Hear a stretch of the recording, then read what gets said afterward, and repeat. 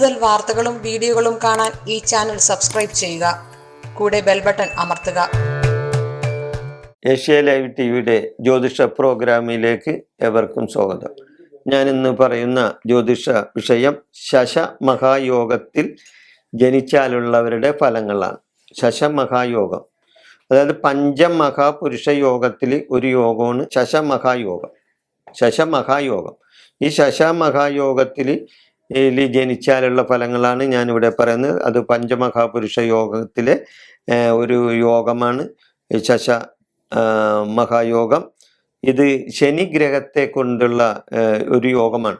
അപ്പോൾ ചിലവരുടെ മനസ്സിൽ വരും, ശനി അത്ര നല്ല ഗ്രഹമല്ലല്ല, അപ്പം അതുകൊണ്ട് ശനിയുടെ യോഗത്തിൽ അല്ലെങ്കിൽ ശനിയുടെ ഗ്രഹത്തിൽ അതിൽ ശനിയായിട്ട് ബന്ധമുള്ള ഒരു യോഗത്തിൽ ജനിച്ചാൽ അത് ദുഷ്ഫലങ്ങൾ ഉണ്ടാക്കൂലേ, അത് ശരിയാണോ എന്നൊക്കെ മനസ്സിൽ ചിലപ്പോൾ തോന്നിയെന്ന് വരാം. പക്ഷെ അതൊന്നും ശരിയല്ല. ശനിനെ കൊണ്ട് ഗുണങ്ങളൊക്കെ ഉണ്ടാവും. അപ്പം ഈ പഞ്ചമഹാപുരുഷ യോഗങ്ങളിൽ ഒരു യോഗമാണ് ശശമഹായോഗം. ആ ശശമഹായോഗം ശനിയായിട്ട് ബന്ധപ്പെട്ട ഈ ഒരു യോഗമാണ്, ശനിഗ്രഹത്തെ കൊണ്ടുള്ള യോഗമാണ്. അത് ഈ യോഗത്തിൽ ജനിച്ചവൻ ധനാഢ്യനും ഭൂസ്വത്തുക്കൾ ഉള്ളവനുമായിരിക്കും. ഈ യോഗത്തിൽ ജനിച്ചാൽ ധനാഢ്യനായിരിക്കും, ഭൂസ്വത്തുക്കൾ ഒരുപാടുണ്ടാവും, കൃഷിയിൽ തൽപരനും കൃഷിയിൽ നിന്നും വരുമാനം വർദ്ധിക്കുന്നവനുമായിരിക്കും. കൃഷിയിൽ നിന്ന് നല്ല വരുമാനമൊക്കെ ഈ ജാതകന് ഉണ്ടാവും. രാജ്യതുല്യമായ പദവിയിൽ ഈ ജാതകൻ ജീവിക്കും എന്നാണ് പറയുന്നത്. മാതാവിനോട് അതിരറ്റ സ്നേഹവും ഭക്തിയും ഈ ജാതകനുണ്ടാവും. രാജ്യതുല്യമായ പദവിയിൽ ജീവിക്കും. മാതാവിനോട് ഈ ഇദ്ദേഹത്തിന് പ്രത്യേക സ്നേഹം ഉണ്ടാവും.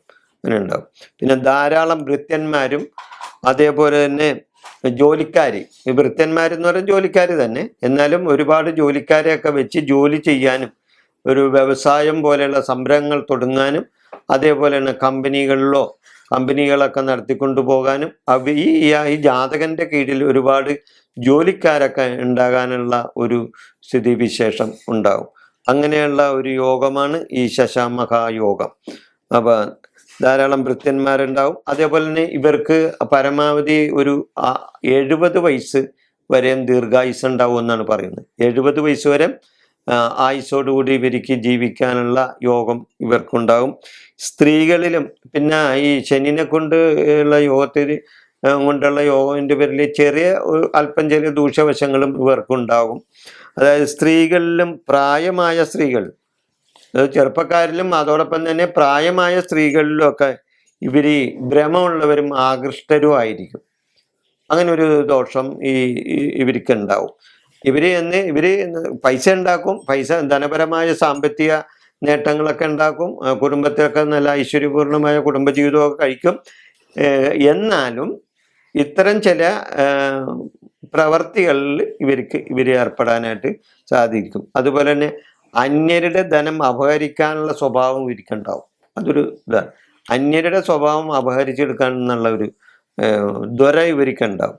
അതേപോലെ ജനങ്ങളിൽ ബഹുമാന്യനായിരിക്കും, ബലവാനായിരിക്കും, ഗ്രാമത്തലവനോ അതേപോലെ രാജാവോ ഒക്കെ ആവും.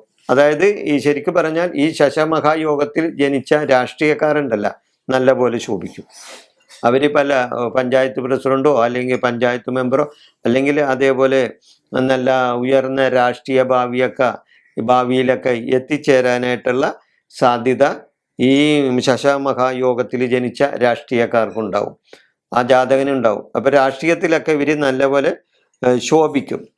അതേപോലെ തന്നെ ചില ദുർനടപടികളിൽ താല്പര്യം കാണിക്കും ഇവർ. മനസ്സിലായോ? ചില ദുർനടപടികളിലൊക്കെ ഇവർ ചെന്ന് ഇടപെടാനൊക്കെ ശരിക്കും. അതേപോലെ തന്നെ ഇവർ അന്യരുടെ ഭാര്യമാരെ കാക്ഷിക്കുന്നവരായിരിക്കും. അതുകൊണ്ട് അതൊരു ദൂഷ്യവശമാണ്. അന്യരുടെ ഭാര്യമാരെ കാക്ഷിക്കാനുള്ള ഇവർക്ക് ചില താല്പര്യം കാണിക്കുന്നവരും. അത് ശനിയെ കൊണ്ടുള്ള ഒരു ഇതാണ്. പഞ്ചമഹാപുരുഷ യോഗങ്ങളായ 5 യോഗങ്ങളും ഉള്ളവർ മഹാചക്രവർത്തിയായി വാഴുമെന്നാണ് പറയുന്നത്. ഞാൻ നേരത്തെ കുറച്ച് യോഗങ്ങളൊക്കെ പറഞ്ഞിട്ടുണ്ട് പഞ്ചമഹാപുരുഷ യോഗത്തിൽ. അതിലെ ഒരു യോഗമാണ് ശശമംഗള യോഗം. അങ്ങനെ പഞ്ചമഹാപുരുഷ യോഗത്തിലെ 5 യോഗങ്ങളും ഒത്തുവന്ന ഒരു പുരുഷനാണെങ്കിൽ അവൻ മഹാചക്രവർത്തിയായി വാഴുമെന്നാണ് പറയുന്നത്. ചക്രവർത്തിയിൽ ചക്രവർത്തിയായി മാറും. അതുപോലെ ഒരു യോഗമുള്ളവനെങ്കിലുണ്ടല്ലോ അവൻ ഭാഗ്യവനായി വാഴും. ഒരു യോഗമുള്ളൂ എന്ന് വിചാരിച്ച് അവനും നല്ല ശ്രേയസ് ഉണ്ടാവും, ഭാഗ്യവനാവും. 2 യോഗമുള്ളവനുണ്ടെങ്കിൽ അവൻ രാജതുല്യനായി വാഴും. 2 യോഗത്തിൽ ജനിച്ച അവൻ രാജതുല്യനായി വാഴും. അതുപോലെ 3 യോഗത്തിൽ ജനിച്ച ഈ പഞ്ചമഹാപുരുഷ യോഗത്തിൽ 3 യോഗത്തിൽ ജനിച്ചവൻ അവൻ രാജാവായിട്ടാണ് വാഴും. രാജാവായി വാഴാനുള്ള അവന് അവസരം വരും. 4 യോഗത്തിൽ ജനിച്ചവൻ രാജേന്ദ്രനായി വാഴും എന്നാണ് പറയുന്നത്. രാജാവിന് മേലായിട്ട്, അതായത് രാജേന്ദ്രനായിട്ട് വാഴാനായിട്ട് ഈ സാധ്യത വരും. പഞ്ചമഹാപുരുഷ യോഗത്തിൽ 4 യോഗത്തിൽ ജനിച്ചവർ. ഇനി ഒരു യോഗം ഉള്ളെങ്കിലും അവൻ നല്ല പൂർണ്ണമായ ഒരു കുടുംബജീവിതവും അതേപോലെ തന്നെ നല്ലവനുമായിരിക്കും. നല്ലവൻ എന്ന് പറഞ്ഞാൽ അല്പം ചില സ്വഭാവ ദൂഷ്യങ്ങളൊക്കെ ചില കാര്യങ്ങളിൽ ചില യോഗങ്ങളിലുണ്ട്. പ്രത്യേകിച്ച് ഞാനിപ്പോൾ പറഞ്ഞ പോലെ ശനിയുടെ യോഗത്തിൽ ജനിച്ചു കഴിഞ്ഞാൽ ചിലപ്പോൾ ചില ദൂഷ്യവശങ്ങളൊക്കെ ഉണ്ടായിന്ന് വരാം. എന്നിരുന്നാലും ഇവർ ബഹുമാന്യരായിരിക്കും. ജനങ്ങളുടെ ഇടയിലൊക്കെ നല്ല പേരും പെരുമയും ഒക്കെ ഉള്ളവരായിരിക്കും. അതുകൊണ്ട് ഈ പഞ്ചമഹാപുരുഷ യോഗത്തിലും അതേപോലെ തന്നെ അതിലെ ആ യോഗത്തിൽ ഒരു യോഗമായ ശശമഹായോഗത്തിൽ ജനിച്ചാലുള്ള ഫലം. ഞാനിവിടെ ഈ വിഷയം ഞാനിവിടെ അവസാനിപ്പിക്കുന്നു. നിങ്ങൾക്ക് നന്ദി, നമസ്കാരം.